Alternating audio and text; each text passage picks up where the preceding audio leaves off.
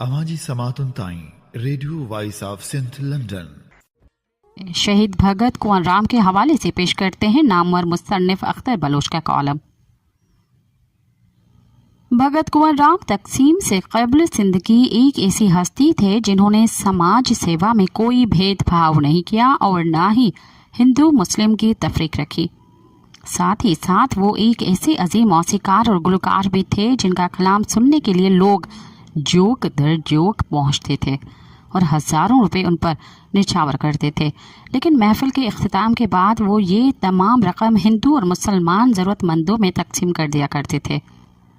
उन्हें 1939 में एक मुसलमान मजहबी पेशवा के पैरोकारों ने कत्ल कर दिया था।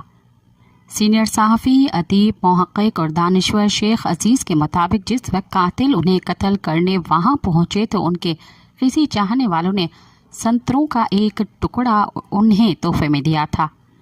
उन्होंने खुशदिली से उनका इस्तकबाल किया और उन्हें संतरे अपने हाथों से छीलकर खाने के लिए दिए।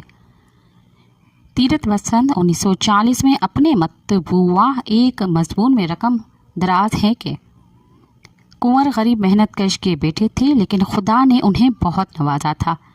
भक्ति से लाखों कमाए, लेकिन पीतल का एक सिक्का भी अपने आप पर खर्च न किया। परचून का रोजगार करते थे, चुल्लू भर खून देकर चुल्लू भर चावल लेते थे,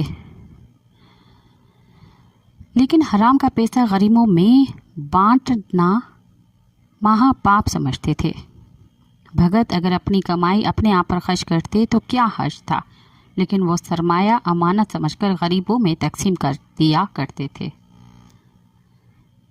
कुएं खुदवाना, गरीब लड़कियों की शादियां करवाना, नाबीना अफराद और जिस्मानी माजूरों की फलाह और बहबूद का बंदोबस्त करना, गौशाला के लिए चंदा देना अपना फ़र्ज गर्दानते थे।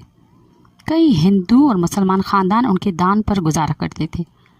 मुसलमानों से इतनी मोहब्बत थी कि बड़े बड़े वडेरे सरदार घरेलू इख्तिलाफात सुलझाने उनके पास आते थे। हिंदू मुस्लिम इत्तेहाद के मुजस्सिम अलम बरदार होने के सबब गवर्नर ने 1937 में उन्हें शाल उड़ाई थी। वो गरीब मुसलमानों के कर्ज अदा करते और अदालतों से उनके मुकदमात खारिज करवा देते। कहते थे कि बेचारे ज़मींदारों के भट्टियों और सूदखोरों के सूद में पिस रहे हैं। उनका वडेरों और सेठों से मोहब्बत का रिश्ता था, लेकिन सरमायादारी और ज़मींदारी की उजारादारी के हामी नहीं थे। उन्हें अच्छी तरह मालूम था कि दौलतमंदों के दिमाग में हजरत, फल्लूस और आंतों में इबलीस का डेरा है, लेकिन इन लोगों का तर्ज़े इलाज कदीम और बेअसर था। भक्ति में भूखे मांगते हैं। सूदखोरों को कहते थे कि सूदखोर ऐसे डरबे की मांद है जिसके आसपास का बरसाती पानी इसमें आकर जमा होता है, और दान करना एक परनाला की मांद है जिसमें अगर पानी न बहे तो डरबा खुद ब खुद डहे जाएगा। सिंध के मारूफ मूरख और दानिश्वर लोकराम डोडेजा अपने एक मजबून सिंधी सकाफत का एक मुजस्सिम रूप में भगत कुंवर राम के हवाले से रकम दराज हैं कि उनके बारे में क्या लिखें और क्या ना लिखें, वो सिंधी सकाफत का एक अमली नमूना थे। भगत राह चलते जब खुदा के नाम पर झोली फैलाते थे तो हज़ारों रुपए जमा हो जाते थे। ये रकम वो मौके पर ही फ़कीरों, मिस्किनों, मोहताजों और औरतों में तकसीम कर देते थे। कोई भी सवाली उनके दर से खाली न जाता। एक बार जब वो सारी रकम तकसीम कर चुके तो एक सवाली कपड़ों के जोड़े का सवाल कर बैठा, तो उन्होंने धोती बांधे कर अपने कपड़े उतार कर उसे दे दिए। तब मैंने कहा, भगत साहब ये तो घाटे का सौदा है। जवाबन वो बोले, दोस्त मैं अब भी घाटे में नहीं, जहाँ मैं रहना आया था अभी तो धोती है। ऐसे तारक दुनिया महात्मा को मेरा बार बार पढ़ना। भगत कुंवर राम के हवाले से दीवान सिंह मफ्तून अपनी सवाने हयात के दूसरे हिस्से सेफो कलम के सिफा नंबर 153 से 155 तक रकम दराज हैं कि महात्मा गांधी का जब कत्ल हुआ तो बरतानिया की मशहूर और काबिल एहतराम शख्सियत मिस्टर बर्नार्ड शॉ ने इस खबर को सुनते ही कहा था, ज़्यादा नेक होना भी जुर्म है। भाई कुंवर एक दरवेश से फलसूफी थे। आप सिंध के देहात, कस्बों और शहरों का दौरा करते। आपके साथ 100-150 के करीब आपके मदहा और मौत तरफ हुआ करते। हर मकाम पर 2-3 रोज़ क़याम करते और फिर अगले कस्बे, शहर या गांव चले जाते। ہر مقام کے لوگ آپ کو پہلے گاؤں قصبہ یا شہر سے لینے آتے اور بعد میں دوسرے مقام پر چھوڑاتے.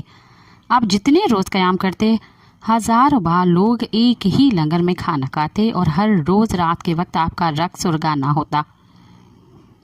کنور رام نے زندگی کا آخری راگ مانجھند میں گایا. مانجھند شہر میں گا کر ریل میں بیٹھ کر دادو میں اترے اور وہاں سے دوسری گاڑی میں سکھر جانے کے لیے رک اسٹیشن پر پہنچے تو گاڑی کے چلنے کے بعد ان کو پیر صاحب بھرجونڈے کے مرید اور ظالم شخص جانو جلبانی اور اس کے ساتھی مراد سہریانی نے بندوق سے حملہ کر کے زخمی کر دیا.